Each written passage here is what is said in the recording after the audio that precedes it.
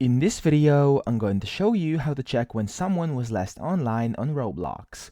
So this is very easy and we don't need any extensions like some of the other videos are showing. All you want to do is go to roblox.com and up here where you can search games, so inside the search box, type in last online. And then inside experience, you want to click it and search for this. And as you can see, the one that's automatically recommended is this one, which is called check a user's last online information plus more. What you want to do is simply run this game, so click display over here, or simply click on the game and then click play from here. And you want to click open Roblox game client. This will open up your Roblox in just a second over here.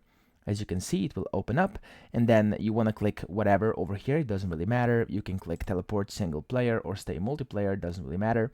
And then what you want to do is simply enter a username up here. I'm going to enter in a username of my other account, so instant how to, and press enter.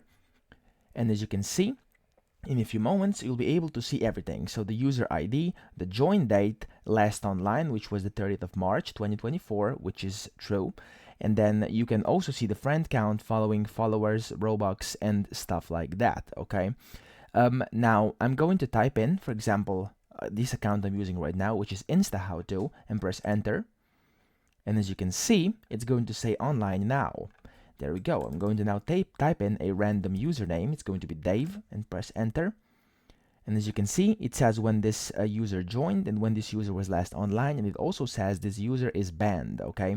So as you can see, it shows you pretty much everything, and that's how you can check when someone was last online on Roblox.